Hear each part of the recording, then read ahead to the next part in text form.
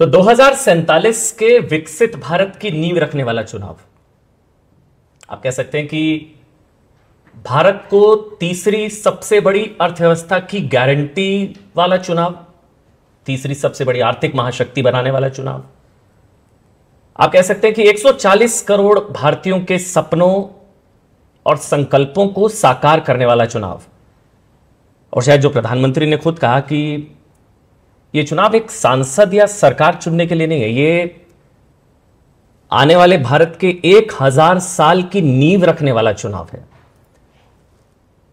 तो इस सबसे बड़े चुनाव पर देश का सबसे बड़ा नेटवर्क 80, मैं आपके साथ अमन चोपड़ा, और इस देश के सबसे बड़े चुनाव पर बात करने के लिए इस खास शो में हम अभिनंदन और स्वागत करना चाहेंगे देश के प्रधानमंत्री नरेंद्र मोदी जी का। और इस नमस्कार भैया, आपके दर्शकों को मिलने का अवसर मिला मुझे आज। बहुत बहुत धन्यवाद सर। मेरे साथ मेरे सहयोगी अमिताभ सिन्हा, अमन शर्मा और पायल मेहता मेरे साथ रहेंगी। बहुत बहुत धन्यवाद सर, आपने समय निकाला।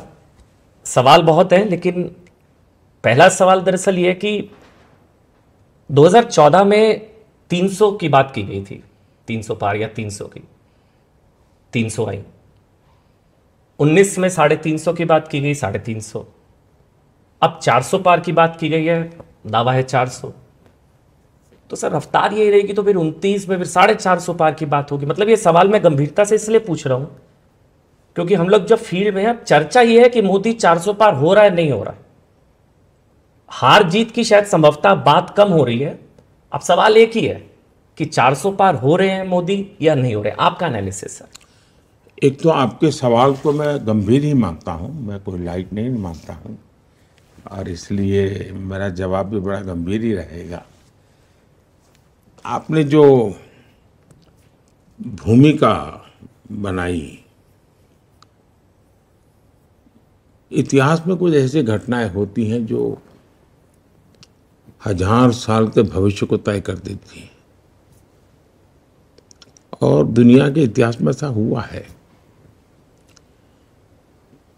मेरे देश में मैं देख सकता हूं कि ये समय ऐसा है कि इस समय होने वाली सभी सकारात्मक चीजें और सभी सकारात्मक शक्तियों को एक आने से 1000 साल के भविष्य की दिशा तय हो जाएगी, और वो भी सकारात्मक होगी। ये मैं बड़े विश्वास के साथ कह रहा हूं। और इस अर्थ में ये चुनाव कई प्रकार से महत्वपूर्ण है। अब ज्यादातर देश का निर्णय आजादी के बाद पैदा हुए लोग वो ही कर रहे हैं, इसलिए नए सिरे से सोचते हैं। 21वीं सदी का जो जीवन है, अथवा 21वीं सदी में जिसने जन्म लिया है जी, वो अब निर्णायक एज ग्रुप में पहुंच गया है। तो एक बहुत बड़ा फैक्टर मैं इसको देख रहा हूं, और उसने बुराइयां देखी नहीं है, लेकिन उसके भीतर एक तड़प है कि दुनिया बदल रही है, हम क्यों नहीं बदलते, क्योंकि वो दुनिया को जानता है। इस देश में आज सबसे बड़ी पॉजिटिव मैं चीज देख रहा हूं, वो ये है कि सामान्य मानवी, इसका दूसरा शब्द ही एस्पिरेशन है। हर इंडियन मतलब एस्पिरेशन। ये किसी भी देश की गति का बहुत बड़ा फोर्स होता है, चालक बल होता है, जो मैं देख रहा हूं। और वो सारे निर्णय अपने एस्पिरेशंस को ध्यान में रख के करता है। ये चुनाव वो ये सोचता है कि मेरे एस्पिरेशंस के अनुकूल मुझे क्या मिले क्या नहीं मिले, और मेरा देश ऐसा होगा तो मैं इसे निकालूंगा, इस बात पर केंद्रित हुआ है। दूसरा, इस देश के महिला वर्ग, उन्हें लगा है कि हम एक समाज का एक हिस्सा है, इतना ही नहीं है, हम समाज में बहुत कंट्रीब्यूट कर सकते हैं, हम किसी से कम नहीं हैं, हम कुछ कर सकते हैं, उनके भीतर भी कुछ करना, जो करते हैं उससे अतिरिक्त करना, जो परंपरागत है उससे बाहर जाके करना, ये जज्बा पैदा हुआ है।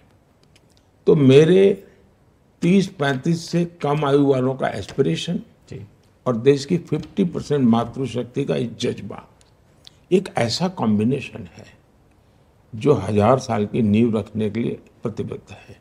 और इसलिए मैं कहता हूं, ये चुनाव देश की जनता लड़ रही है, पूरे चुनाव की ओनरशिप देश की जनता की है।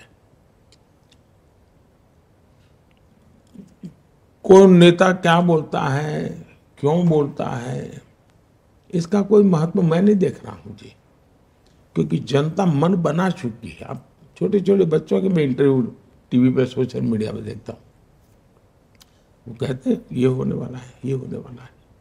इसका मतलब कि सब कुछ ड्रिवन बाय सोसाइटी है, समाज के द्वारा। और इसलिए मुझे विश्वास है कि इस बार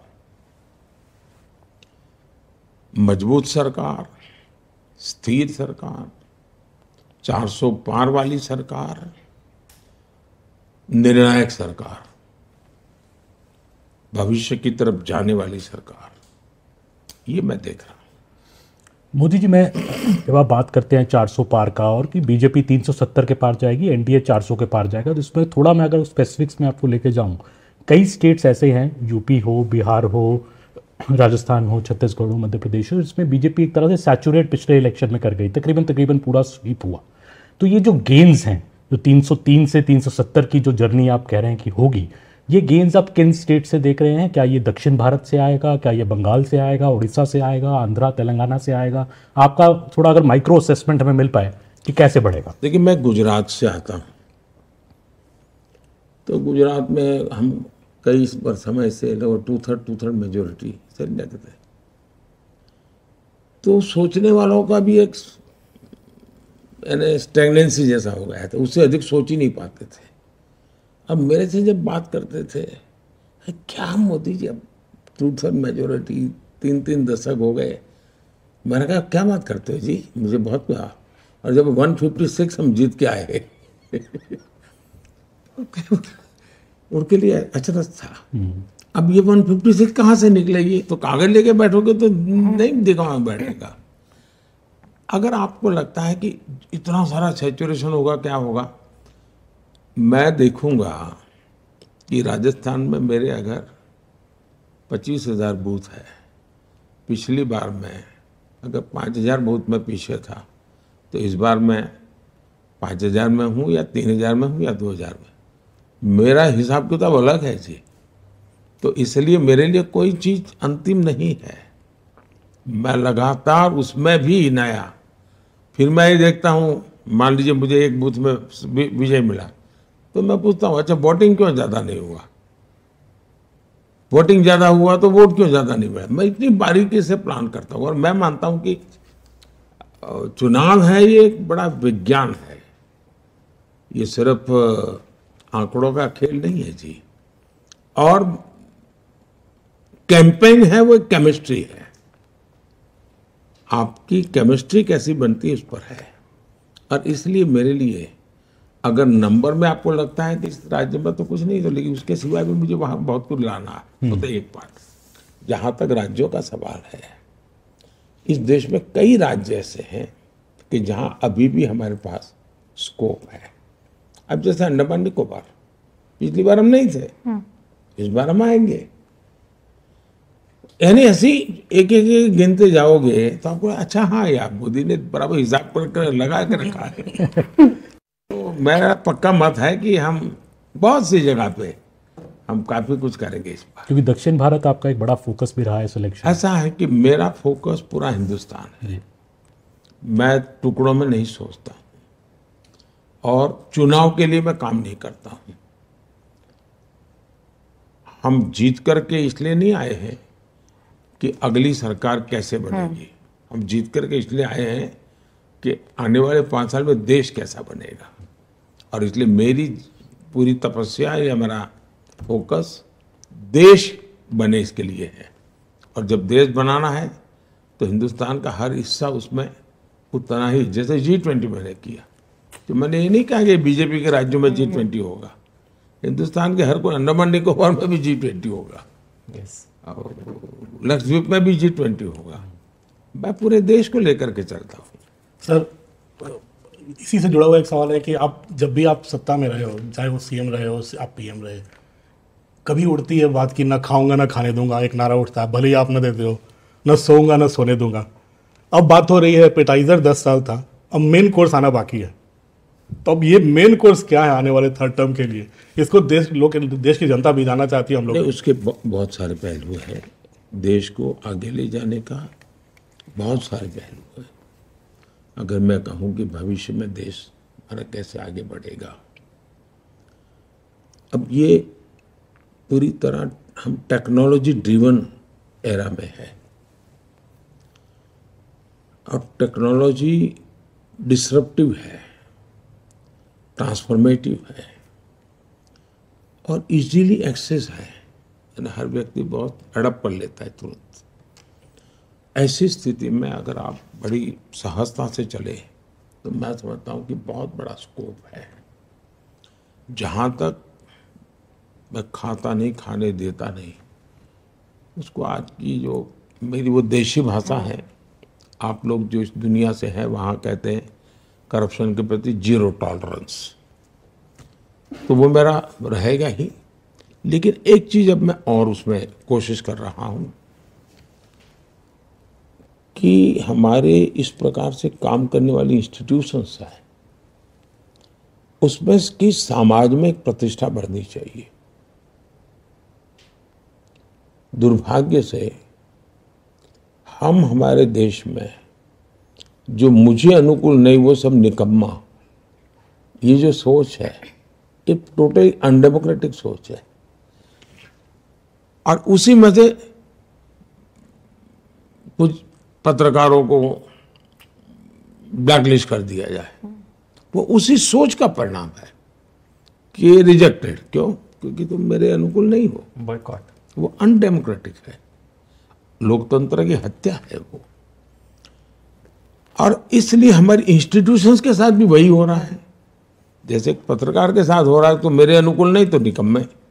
तो इंस्टीट्यूशन, तुम मेरे घर पे रेड मत करो, मैं तो चोरी करता रहूंगा, तो इंस्टीट्यूशन निकम्मी। ये जो लॉजिक चला है, मैं उसका उपाय क्या? उसका उपाय यही है कि हमने ऐसी शख्सियत और ऐसे शक्तियां, उसकी प्रतिष्ठा बढ़ा दीजिए, इनकी सामाजिक प्रतिष्ठा इतनी बढ़ाओ कि फिर कोई उसको हाथ नहीं लगा पाएगा। और मैं पक्का मानता हूं कि आने वाले दिनों में जब देश समझेगा कि भी ये 2200 करोड़ रुपयों के ढेर टीवी के सामने दिख रहे हैं पहाड़ नोटों के, तो लोग देखें यार कोई तो सिस्टम होगी जिसने पकड़ा होगा, तो पता चलता है जब वो इंस्टीट्यूशन है, वो संस्था है, वो संस्था है, तो उसके जैसे सेना के प्रति आज एक सम्मान का भाव है, वैसा ही सम्मान का भाव जो देश के लिए काम करने वाले इंस्टीट्यूशंस है उनके पास होना चाहिए। तो वो भी मेरा एक मिशन है। जब प्रतिष्ठा बढ़ती है तो उनकी अपनी बुराइयां होती है, वो भी कम होती है। उनके भीतर कभी कभी बुराइयां जो आती हैं, आप मान सम्मान और, तो उसको लगता है जीवन में बहुत मिल गया है जी, वो बुराइयों से बचता है। तो वो भी एक मनोवैज्ञानिक रूप से एक तरीका होता है। तीसरी बात है कि लोगों को तो ये लगेगा ठीक है सरकार ने पैसे ले लिए, हमारा क्या है। तो मेरी कोशिश ये है कि न खाऊंगा न खाने दूंगा, वो आगे है, जिसने खाया है वो निकालूंगा और जिसका खाया उसको खिलाऊंगा। और इसलिए जैसे केरला में जो कोऑपरेटिव बैंक का नेटवर्क है वो लेफ्टिस्टों का है, ये वहाँ जो पार्टी है उसका है। इन्होंने क्या किया, ये लेफ्टिस्टों के लिए बार छवि ऐसी है कि दूध के धुले हुए हैं। उन्होंने कोऑपरेटिव बैंक में एक बहुत बड़ा स्कैम किया हुआ है। गरीबों के पैसे हैं, मिडिल क्लास के पैसे हैं, सैलरी वाले सोसाइटी उसके पैसे हैं, और बच्चों की भलाई के लिए बेचारों ने पैसे बैंक में रखे हैं, ये बैंक डूब गई। क्यों डूबी? तो ये उसके संचालक जो कम्युनिस्ट लीडर हैं, उन्होंने खजाने का अपने पर्सनल व्यापार के लिए उपयोग किया और उसमें घाटा आया तो ये बैंक डूब गई, या उसमें से चोरी की तो बैंक साइफन कर गए पैसे। अब हमने उनकी प्रॉपर्टी को सीज किया है। अब मेरी इरादा ये है कि मैं इनकी पर्सनल प्रॉपर्टी को ऑक्शन करूंगा। जो पैसा आएगा, ये जो बैंक में जिसने पैसा जमा किया है, उसका नाम है, उसको मैं वापस करूंगा। अब जैसे लालू जी ने, इससे प्रूवन केस है कि जमीन के बदले में नौकरी दी, रिकॉर्ड पे है, उसमें कोई बड़ा वो प्रॉब्लम नहीं है। अब पता है कि इसकी जमीन, ये नौकरी मिली और उसके बदले में जमीन लिखवा ली, तो मैं चाहूंगा कि जिसकी जमीन है उसको जमीन वापस मिले। बंगाल के अंदर करीब 3,000 करोड़ रुपया की संपत्ति हमारे जब्त की हुई है। अब ये जो वहाँ रेट कार्ड है हर नौकरी के लिए, कि टीचर बनना है तो ये, पीएन बनना है तो हाँ, आंगनबाड़ी वर्कर, ये पैसा रेट कार्ड है, कट मनी, और नीचे से ऊपर तक ये पैसे ऐसे बांटे जाएंगे, ये व्यवस्था है। अब ये पैसे पकड़े गए हैं, नोटों के ढेर पकड़े हैं। मैं खोज रहा हूं कि जिसका ट्रेल मिले कि हाँ भाई उसने यहाँ से पैसा ब्याज से लिया था, ये तारीख को लिया था, इस तारीख को इसको दिया था, या बैंक से निकाला इधर को दिया था, तो मैं ऐसे जो ईमानदारी से मुझे हाथ लगेगा, हाँ ये पैसा रियली उसका मालिक यही है, मैं ये पैसे उसको वापस लौटाऊंगा। इसलिए अब मेरा न खाता हूं न खाने देता हूं, अब आगे में है कि जिसने खाया है उसको निकालूंगा और जिसका गया है उसको खिलाऊंगा। मोदी जी, क्योंकि मैं लंबा समय बंगाल में रही हूँ तो मेरा सवाल बंगाल से जुड़ा हुआ है। आप बंगाल में क्या बीजेपी के लिए प्रोस्पेक्ट्स दिखते हैं? और दूसरी बात यह है कि माँ माटी मानुष की बात करती थी ममता बनर्जी, आपके लिए भी मिक्स्ड इमोशंस रहते हैं। कभी आपको बहुत स्नेह से वो आम भी बेचती है, टॉक मिष्टी कहते हैं हमारे बंगाल में, मतलब खट्टा मीठा टाइप का रिश्ता है। आपको लगता है कि वो कंट्रोल नहीं कर पाई जिस तरह के अट्रॉसिटीज हम देखते हैं महिलाओं के खिलाफ? हमने असेंबली इलेक्शन में वो जिस तरह का वायलेंस देखा, आपको लगता है she has lost control completely off the state? ऐसा है कि उनको ये राजनीति सूट करती है, इसलिए वो सरकारी मशीन का उपयोग ही इस मकसद के लिए करती है।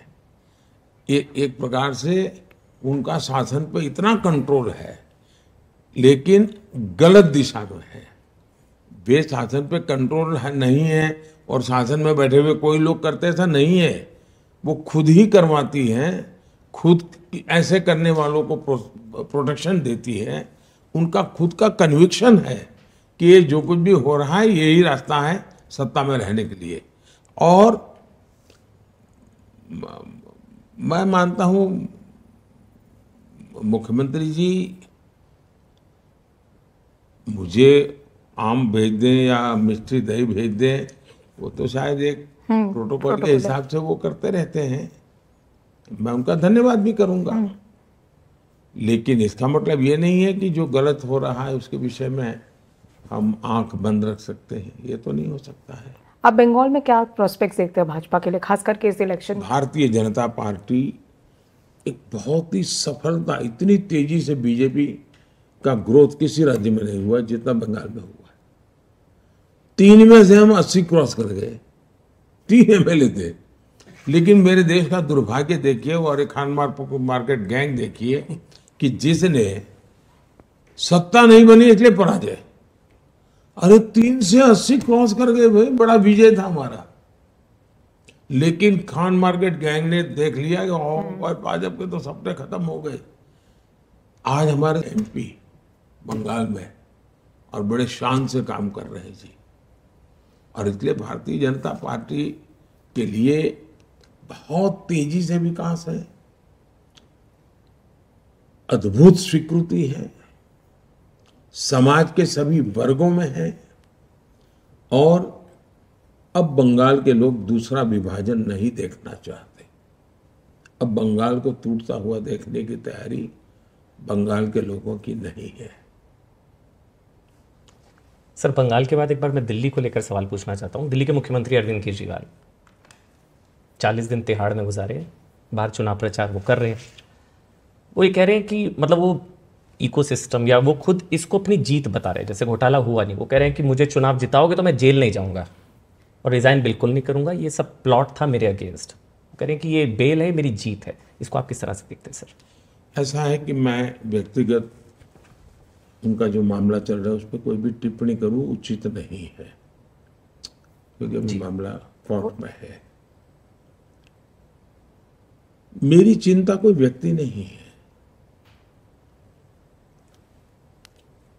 मैं तो अदालत ने क्या कहा उसका पर अगर ध्यान केंद्रित करूं तो शराब घोटाले में हाईकोर्ट की टिप्पणी क्या है, हाईकोर्ट ने क्या कहा है, मैं उसको तो मानूंगा। एजेंसी ने क्या किया है छोड़ो, किसी बीजेपी स्पोक्स पर्सन ने क्या कहा है वो छोड़ो, वो स्वयं क्या कहते हैं वो छोड़ो। कम से कम हाई कोर्ट ने शराब घोटाले के बारे में जो कहा है और बहुत ही कड़ी टिप्पणी की है। अब चिंता का विषय ये है देश में और जो गंभीर है कि सार्वजनिक जीवन में कोई जिम्मेवारी नहीं रहेगी, अपनी खुद की बातों पर भी कोई कमिटमेंट नहीं रहेगा। सार्वजनिक जीवन में एक जमाना था, स्कूल में कोई बच्चा अगर कॉपी करता है और पकड़ा जाए तो महीने भर स्कूल नहीं आता था। उसके माँ बाप भी शर्माते थे, यार मेरा बेटा एग्जाम में कॉपी करने में पकड़ा गया था। ये स्थिति थी, यानी इन चीजों को बुरा माना जाता था हमारे समाज में। आज बेशर्मी के साथ सजा जिनको हो चुकी है, जिन पर गंभीर आरोप लगे हैं, उनको कंधे पे लेकर के आप सार्वजनिक रूप से नाच रहे हो, ये जो पतन हुआ है वो चिंता का विषय है। मुझे कोई पर्सन से लेना देना नहीं है। अगर ये हुआ तो भ्रष्टाचार की होता क्या, पहले जमाने में डाकू होते थे, महिमा मंडन होता था उनका, वो डकैती करते थे, महिमा मंडन होता था समाज में। अखबारों में भी मैं जो पहले के जमाने में 2-2 पेज स्टोरी, कवर स्टोरी मिलती थी उनको कि ऐसा ऐसा उसका तो जीवन ऐसा, वो तो ऐसा कर सकता है, और वो बड़े बन जाते थे। दुर्भाग्य से अब राजनेताओं को ये बेनिफिट मिलने लगा है कि इतना भ्रष्ट लोगों का। मैं तो हैरान हूं कि कोई अखबार वाला किसी भ्रष्ट व्यक्ति का इंटरव्यू लेने जाए। एक चार्ल्स शोभराज मैंने अपना देखा था कि लोग इसका इंटरव्यू करने जाते थे, और आज मैं देख रहा हूं। वरना कोई भाई अब इनके विषय में एक बार क्लियर हो जाए तब तक रहने दो। ये पतन है समाज जीवन का, मेरी चिंता वो है। मोदी जी, कोई भी लीडर हैं जो प्रधानमंत्री 2 बार रह लें, थोड़ी बहुत एंटी इनकम्बेंसी आ जाती है। इस देश में 3 बार सिर्फ नेहरू जी चुनाव जीत पाए। बट आपके खिलाफ ग्राउंड पे जब हम जाएं तो लोग भी कहते हैं, बीजेपी के लोग भी कहते हैं कि एक प्रो इनकम्बेंसी है। तो 272 जब पार हुआ 2014 में, तो लोगों ने कहा मोदी जी की आंधी है देश में। अगर अब 370 पार हो रहा है तो ये क्या है? आपको लगता है आपकी लोकप्रियता भी चरम पर है? और ये प्यार क्यों है लोगों का? मैं कोई लोकप्रियता के लिए काम नहीं करता हूं, और नहीं मेरे पास मेरी लोकप्रियता नापने का कोई मानदंड है, मेरे पास नहीं है। लेकिन मैं काम क्या करता हूं उसका एनालिसिस होना चाहिए। मेरे काम में और औरों के काम में फर्क क्या है? आमतौर पर जो सरकारें चलती थी वो विज्ञान भवन में फंक्शन करो, फीता काटो, दिया जलाओ, अखबार में एडवर्टाइजमेंट दो, मीडिया को लीक करो, स्टोरी बनवाओ, और उनको लगता है देश चलता है। और ज्यादातर सरकारें उसी मिजाज में रही। कांग्रेस का पतन बहुत कम समय में हुआ था जी। देश आजाद होने के बाद चौथा चुनाव आते आते कांग्रेस ध्वस्त हो चुकी थी। संयुक्त विधायक दल बना, लेकिन कांग्रेस ने इस देश में किसी पार्टी को खड़े ही नहीं होने दिया। उन्होंने खुद ने देश के लिए करने के बजाय विरोधी दलों को खत्म करने में ही अपनी शक्ति लगाई, इसलिए ऑल्टरनेट खड़ा नहीं हुआ। अदरवाइज 67 के चुनाव में ही देश उनको रिजेक्ट कर चुका था। हिंदुस्तान में आप देखिए, सरकारों के अलग अलग मॉडल अब देश के सामने आ चुके हैं, और मैं तो मानता हूँ ये केस स्टडी का विषय है। कोई यूनिवर्सिटी करे, कोई मीडिया करे, कोई मीडिया पर्सन किताब लिख सकता है। देश ने एक कांग्रेस का मॉडल देखा है, देश ने लेफ्ट का मॉडल देखा है, देश ने पारिवारिक पार्टियों का भी मॉडल देखा है, जो of the family, by the family, for the family political पार्टियां चलती है, उनका मॉडल भी देखा है। देश ने मिलीजुली सरकारों का मॉडल भी देखा है, और बीजेपी सरकार का मॉडल देखा है। उसका एनालिसिस करना चाहिए, किसका क्या परफॉर्मेंस रहा, किसकी क्या प्रायोरिटी रही, किसने किसके लिए काम किया। एक 100-200 पैरामीटर तो आप देखेंगे, द बेस्ट परफॉर्मेंस वाला मॉडल बीजेपी का मिलेगा आपको। और जब परफॉर्म करते हैं तो सामान्य मानव का विश्वास बढ़ता है। फिर एंटी इनकम्बेंसी किस बात की होती है कि एक ऐसी सरकार, मेरा ये नहीं हुआ। हर एक का होता नहीं है, प्रो इनकम्बेंसी में कोई हर एक का हो गया ऐसा नहीं होता है। लेकिन आज पब्लिक मीटिंग में जाके मैं कहता हूँ भाई आप लोग चुनाव में जो करते हो करते रहना, लेकिन मेरा एक काम करना। और कहता हूँ मैं कि कहीं आप जाए, झुग्गी झोपड़ी में कोई रहता है ऐसा मिले, या कोई कच्चे घर में रहता है, उसका नाम पता लिख करके मुझे भेज देना, क्योंकि हम जो मकान बना रहे हैं 4 करोड़ दिए हैं, लेकिन अभी भी कुछ लोग छूट गए हैं, और मैं नहीं चाहता हूं कोई छूट जाए। तो मैं 4 जून के बाद मेरी नई टर्म में मैं उनको मकान देना चाहता हूं, 3 करोड़ मकान बनाना चाहता हूं। आप अगर कोई नजर में आ जाए तब उसका विश्वास पैदा होता है कि आदमी वोट भी मांग रहा है, लेकिन साथ में काम भी कह रहा है, यार मुझे तो, मेरा तो जान है उन 3 करोड़ घर बना के दे रहा है। विश्वास पैदा होता है। अब डिलीवरी जब करते हैं, और मेरी सरकार की सबसे बड़ी ताकत है जो हिंदुस्तान की सभी सरकारें कभी मुझे कॉम्पीट नहीं कर पाई, कोई पॉलिटिकल पार्टी गुजरात में भी कॉम्पीट नहीं कर पाई, वो है लास्ट माइल डिलीवरी। मैं योजनाएं जिसके लिए बनाता हूँ उसके लिए, और मेरा इसके लिए काम करने का मेरा तरीका है। मैं एक उदाहरण देता हूँ। मैं जब गुजरात में था तो मैंने अलग अलग स्तर के एक 20-22 अफसरों को बुलाया। कुछ सीनियर मोस्ट थे, कुछ एकदम जूनियर थे, तो मिडिल लेवल को 20-22 को बुलाया। तो उनको पता नहीं था मैंने क्यों बुलाया, बिठाया सबको। तो मैंने सबको एक पैड दिया लिखने के लिए, वो लेकर के ही आते हैं डायरी, मैंने उनको दिया। मैंने कहा मुझे आप बताइए कि एक वीडियो है, गांव में रहती है, अनपढ़ है, और सरकार की ये स्कीम है, उसकी वो हकदार है। उसको ये प्राप्त करने के लिए स्टेप 1 क्या करना, स्टेप 2 क्या करना, 3 क्या करना, 4 करना, कैसे करना, कहाँ जाना, मुझे आपकी मैंने डायरी दी, इसमें लिख करके बताओ। मैंने उनको कहा लिखो। यू बी सरप्राइज, सबके सब फेल हो गए। फिर मैंने कहा, मैं कुछ वो नहीं, बड़े प्यार से बात करता था। मैंने कहा मुझे बताइए भाई, आप IAS अफसर हैं, किसी की 20 साल की नौकरी हो गई, किसी की 2 साल की हो गई, आपको पता नहीं है कि एक वीडियो को बेनिफिट लेने के किस किस जगह से गुजरना पड़ता है, फॉर्म कहाँ से लेना होता है, अप्लाई का। मैंने कहा बताइए, हमने ऐसी व्यवस्था बनाई है, उस वीडियो को क्या फायदा होगा। तो उनको लगता है यार कुछ तो कमी है, और फिर वो करेक्ट करते थे। तो मेरे दिल में ये रहता है कि भाई मैं योजना बना दूं, वाहवाही करूं, एक एडिटोरियल छप जाए, ठीक है, मेरा गुजारा हो जाएगा। लेकिन आम आदमी, मेरी पूरी कार्यशैली ये लास्ट में डिलीवरी की है, परफॉर्मेंस की है, और उसका परिणाम होता है। तो जैसे स्वच्छता अभियान, स्वच्छता अभियान में तो सरकार ने क्या करना था, लेकिन मैं झाड़ू लेकर के घूमता था। छोटा सा बच्चा भी अपने दादा को कहता है कि दादा मोदी जी ने ना कहा है। चीज को छोटी मत मानिए जी। आज के युग की बहुत बड़ी घटना है। इसी के लिए आप लोगों का शब्द है प्रो इनकम्बेंसी, और इसके लिए तपस्या करनी पड़ती है, खपना पड़ता है, और निस्वार्थ भाव से कोई कुछ भी कहे सो हमने अच्छा करना है तो करते रहना चाहिए। वो देश देखता है जी, जनता जनार्दन ईश्वर का रूप है, उसको सब समझ होती है।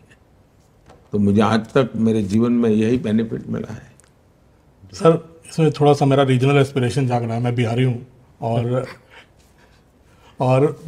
सर आपने जितना बिहार की जनता को आप पर भरोसा है, बिहार में जब बाढ़ आई थी आपने नाव भेजे थे, रसद भेजी, बम फट रहे थे, आप गांधी मैदान में वहाँ पर खड़े थे, हम लोग वहाँ पर मौजूद थे। सर आपकी रोड शो में मैंने पिछले हफ्ते देखा पटना में, ऐसी अद्भुत भीड़, मुझे लगता है जेपी मरे थे 77 में, मैं छोटा था, गांधी मैदान में उतना नहीं भरा था जितनी भीड़ उस दिन आ गई थी।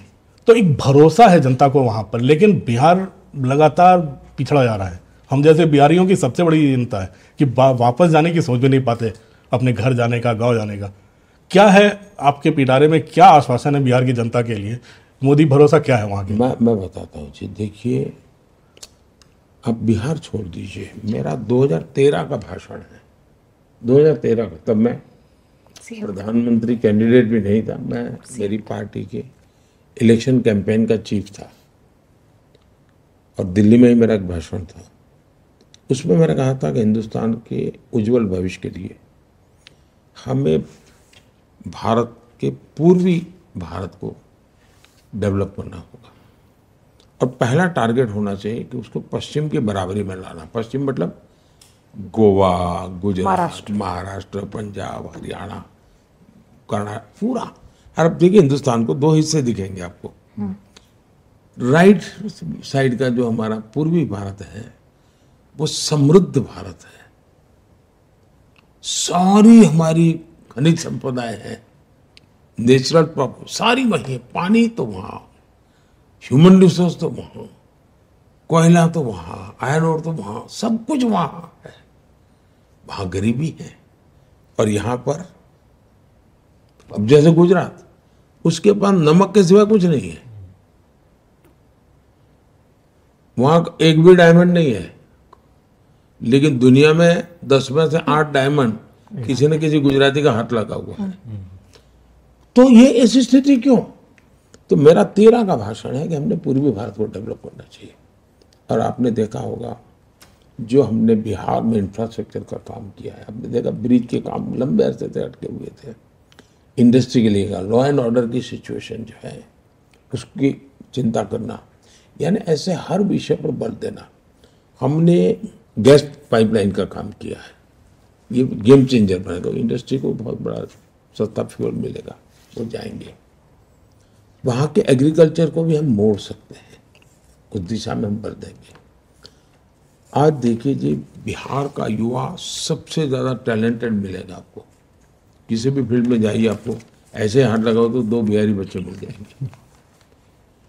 और वो ऐसे ही घर से निकले हुए लोग नहीं है, सामर्थ्यवान लोग हैं। मेरे राज्य में अगर मैं गुजरात का देखूं, IAS IPS कैडर में किसी एक राज्य के सबसे ज्यादा कहाँ थे तो बिहार के थे। इसका मतलब परमात्मा ने उनको बहुत सामर्थ्य दिया है, और किसी जमाने में तो विश्व का नेतृत्व तो उस भूमि में से हुआ है, तो उसमें तो कोई कमी नहीं। हम इसलिए मैं झारखंड हो, पूर्वी यानी उत्तर प्रदेश हो, बिहार हो, असम हो, बंगाल हो, इस पर हमारा पूरा बल है। इंफ्रास्ट्रक्चर को बल दो, वहाँ जो नेचुरल रिसोर्सेज हैं उसका वैल्यू एडिशन करो, स्किल डेवलपमेंट करो, ये सारे रास्ते, और जो मैं ऑलरेडी कर रहा हूँ, इसके कारण बहुत ही फायदा होगा।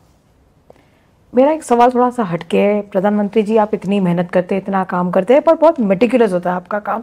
हमने कई बार जो स्टोरीज के वहाँ पे लोग जानना चाहते हैं कि आप इस तरह से किस तरह से काम करते हैं। जैसे आपने कभी आपने कोई रेस्क्यू ऑपरेशन चलाया तो उसका नाम ऑपरेशन गंगा रखा या देवी शक्ति रखा, क्या सोचते हैं आप? नाम, एवरीथिंग, नेम इज ऑल्सो बहुत पर्टिकुलर होता है आपके लिए। इसमें मेरे 2 अनुभव है जी। मैं जब गुजरात में था तो NCC के एक चीफ आए, वो तो रिटायर्ड अफसर होते हैं, वो मुझे मिलने आए, तो सारा फॉर्मल जो उनका ऑफिशियल था पूरा, बोले फिर साहब अगर आप समझ दे तो मुझे पर्सनल बात करनी है। मेरी ड्यूटी के सिवा है। नहीं, मैं कहा जरूर आप आए, बात कीजिए। बोले मेरी पत्नी का एक आपको मैसेज है। मैंने कहा क्या? बोले मेरी पत्नी पूछती है कि मोदी जी सारी योजनाओं के नाम संस्कृत में क्यों रखते हैं? कोई सरल नाम रखे। ये तो मुझे सवाल पूछा था। हमारे देश में क्या हुआ है जी,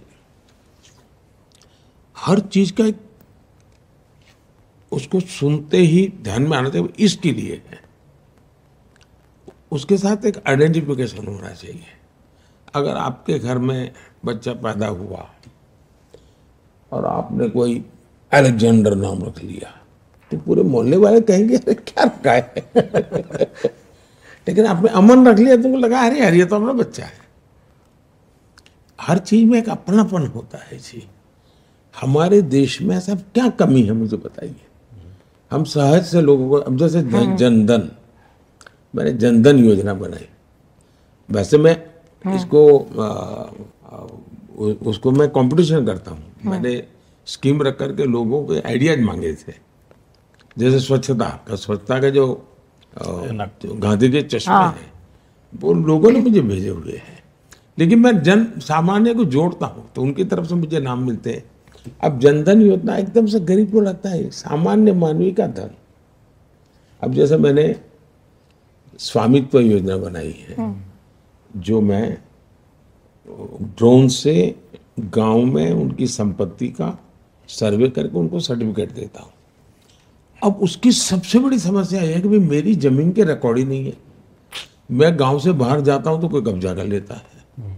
हम कोर्ट कचहरी में लड़ते हैं तो मैंने जब दिया स्वामित्व, तो उसको स्वामित्व का समझ उसको बराबर है कि स्वामित्व का मतलब क्या होता है, उसको पूरी समझ है।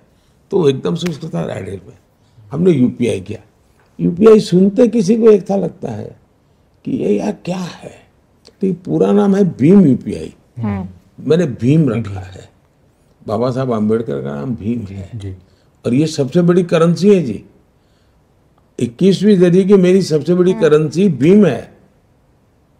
तो समाज का एक बहुत बड़ा वर्ग उसके साथ आइडेंटिफाई हो जाता है।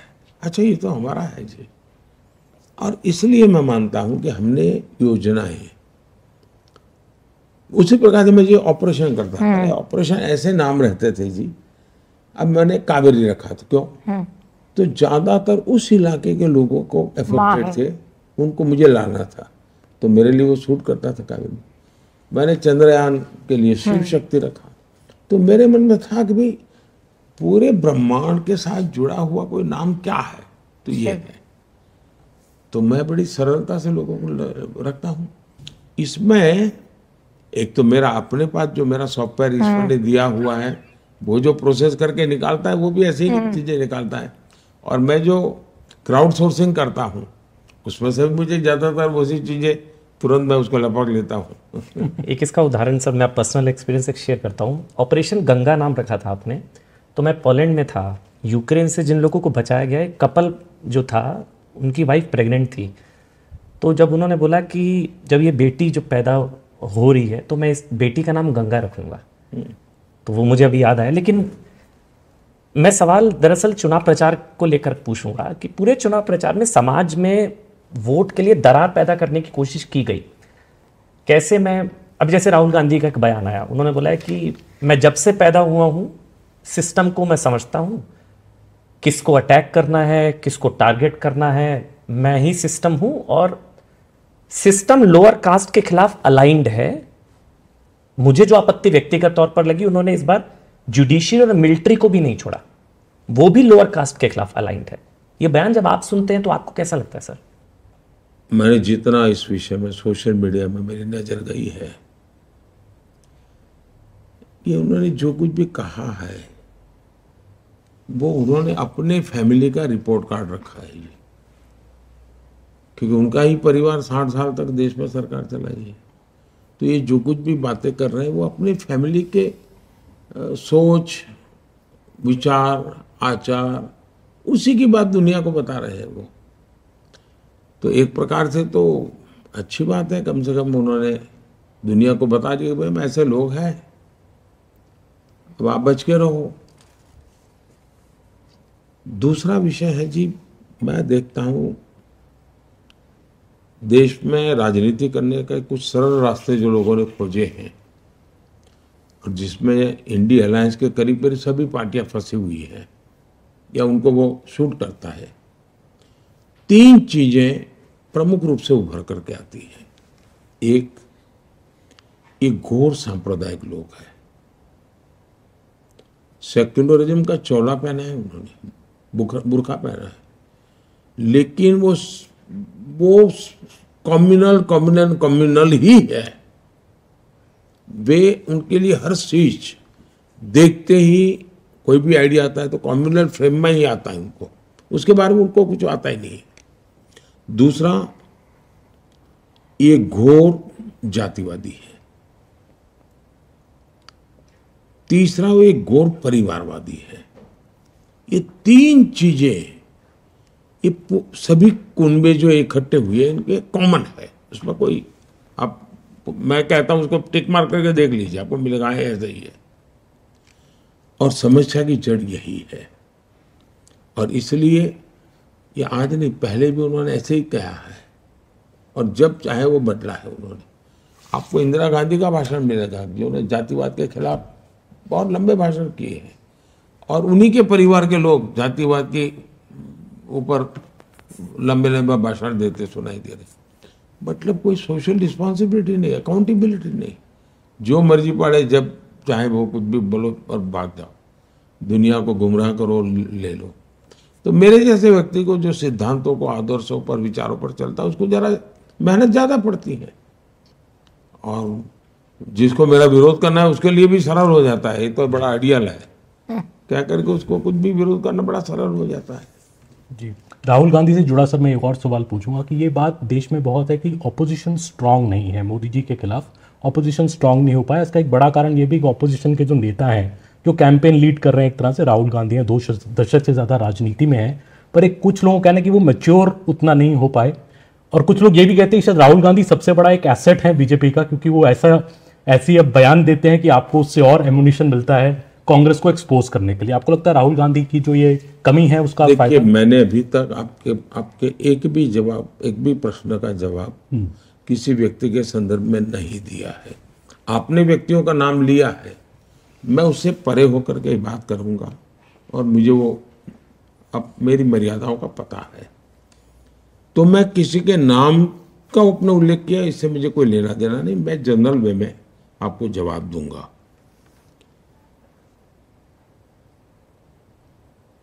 लोकतंत्र के लिए बहुत आवश्यक है कि एक बहुत ही मजबूत विपक्ष हो, बहुत ही सजग विपक्ष हो, और सरकार को तलवार की नोक पर चलने के लिए मजबूर करे, ऐसा विपक्ष होना ही चाहिए।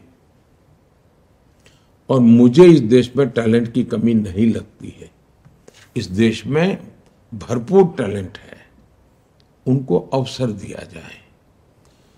मुझे लगता था कि 2014 से 2024 एक अच्छा विपक्ष मुझे मिलता। मेरे भी जीवन में कोई कहेगा क्या कमी है, तो अब अच्छे विपक्ष का अभाव ही मैं कमी महसूस करता हूँ, क्योंकि उनसे मुझे कोई पॉजिटिव कंट्रीब्यूशन मिल ही नहीं रहा है। मैं तो सोच रहा था इन लोगों ने 60 साल सरकार चलाई है, तो मुझे सरकार चलाने में सुविधा होगी, मैं जाते आते पूछ लूँगा बेचारे से, बताइए क्या करना है क्या नहीं। प्रणब मुखर्जी साहब थे तब तक मुझे थोड़ा बेनिफिट होता था, वो अपने अनुभव मुझसे शेयर करते थे, लेकिन बाकी मुझे वो बेनिफिट मिला ही नहीं।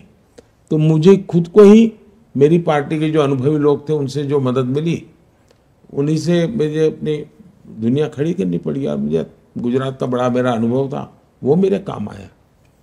विपक्ष किसी भी प्रकार से काम नहीं आया, और नकारात्मकता इतनी कि देश हित के अत्यंत महत्वपूर्ण निर्णय जो कभी उनकी खुद की पार्टी के मैनिफेस्टो में है, वही आज उनको पॉलिटिकली बेनिफिट लेने के लिए उसे उल्टा करना, ये चीज मैं समझता हूं कि चिंताजनक है।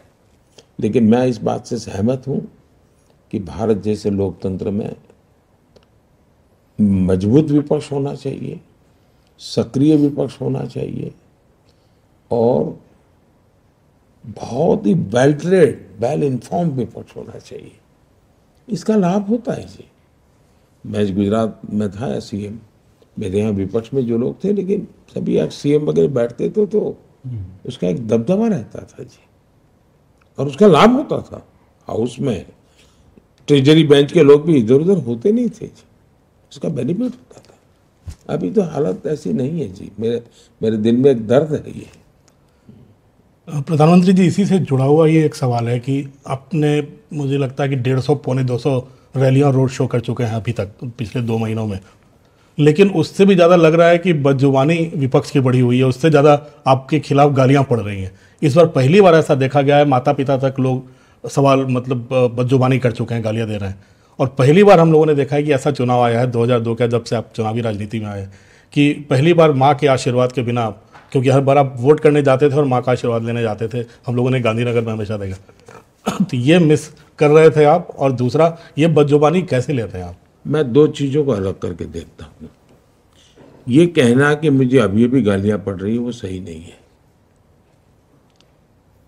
शायद मेरे जन्म से पहले से गालियां मेरे लिए तैयार रही है, और 2001 में जब मुझे मुख्यमंत्री का काम मिला, तब मुझे शायद कोई ऐसा विषय नहीं जिसमें मुझे गाली ना पड़ी हो और बिना कारण मेरे बाल नोच लिए हो। उसमें सिर्फ पॉलिटिकल लोग नहीं, ये खान मार्केट गैंग पूरी, ये आपके मीडिया में जो महारथी कहे जाते हैं वो भी, आप पुराने अगर अंक निकालेंगे मैगजीन बड़े बड़े नोन, तो उसके फ्रंट पेज पे जो कवर स्टोरी है, तो किसी राक्षस को भी अच्छे से पेंट किया हो, उससे भी भद्दी तस्वीरें मेरी है। लेकिन मैं अपना आपा खोया नहीं, मैंने कभी नहीं खोया, क्योंकि उन्हीं की मजबूरी है कि उनको आज हंसता हुआ चेहरा रखना पड़ रहा है, और उनको एक साल में अगर 24 अंक निकलते हैं तो 12-15 में तो माल बेचने के लिए मोदी की जरूरत पड़ती है। तो मैं अपने कर्तव्य के लेके चलता हूं। अच्छा होगा कि लोकतंत्र में सार्वजनिक में शुचिता का पालन हो, मर्यादाओं का पालन हो, आलोचना हो, लेकिन अच्छी भी तो हो सकती है, अच्छे ढंग से भी हो सकती है। ऐसा नहीं हमसे भी कोई गलती नहीं हुई होगी जी, मैं नहीं कहता हूं, लेकिन हम सब ने सोचना चाहिए। मैं किसी को उपदेश दूं इसका क्या मतलब है? मोदी ने खुद ने भी कभी गलती की होगी, मोदी के साथियों ने भी गलती की होगी, लेकिन भारत में ये स्थिति ठीक नहीं है, जो हो रहा है ठीक नहीं है। मैं आपसे एक सवाल और पूछना चाहूँगी युवाओं से जुड़ा। आपने हमेशा कहा है कि जो युवा है वो हमारे आने वाले 50 साल का भविष्य तय करेंगे। तो जो हमारे जो खेल प्रेमी युवा है सर, आपने कई जगह पे बताया कि 2036 की ओलंपिक्स की हम बिडिंग करेंगे। सर उसकी क्या तैयारी हमारे खेल से जुड़े जो युवा है वो जानना चाहते हैं आपसे। बहुत ही अच्छा सवाल आपने पूछा है। जिसने G20 का पूरा बारीकी से एनालिसिस किया होगा वो इस विश्वास कर सकता है कि हाँ, अब भारत की क्षमता है, भारत की क्षमता है इन चीजों को करने की। कॉमनवेल्थ गेम के कटु अनुभव इतने थे कि लोगों को विश्वास टूट गया था, यार कुछ हो नहीं सकता है। लेकिन G20 के बाद देश का विश्वास नहीं, हम भी कर सकते। G20 का दूसरा फायदा यह हुआ कि देश के 60-70 अलग अलग स्थानों पर G20 उतने ही शान से हुई, तो देश के हर कोने में विश्वास पैदा हुआ है। दिल्ली में करते तो लगता है कि सरकारी कार्यक्रम हुआ है, लेकिन एक प्रकार से पीपल्स ड्रिवन G20 हुई। इससे कारण एक विश्वास बनता है कि ये देश कितने ही बड़ी चीजों को कर सकता है। और आज के युग में मेरा मानना है कि भारत है, जैसे मैं कहता हूँ मेड इन इंडिया, तो उसके पीछे मेरे मन में है कि एक इंफ्रास्ट्रक्चर तैयार होता है, धनी लोग खर्चा करते हैं, यहाँ रहते हैं। उसी प्रकार से मैं कहता हूँ कॉन्फ्रेंस डेस्टिनेशन इंडिया में होना चाहिए। उसी प्रकार से मैं कहता हूँ कि भाई हमारे यहाँ स्पोर्ट्स इवेंट्स होने चाहिए। और मैं आजकल छोटे मोटे, अब जैसे मैं 2029 यूथ ओलंपिक मैं चाहता हूँ कि देखो इसको, चेस का वर्ल्ड ओलंपिक मैं कहता हूँ, आपने बीच ओलंपिक्स का भी जिक्र किया। बीच ओलंपिक मैंने कहा हाँ ले आओ। 2036 हम ट्राई करें। और अभी से मैंने एक टीम बनाई है, उसको मैंने कहा है कि भाई जितने भी ओलंपिक होंगे उसमें ऑब्जर्वर के नाते 2 महीने वहाँ जाओ, स्टडी करो हर बारीकी के। और उससे भी आगे मैं बताता हूँ, मैं अटलांटा में ओलंपिक देखने गया था यूएसए में।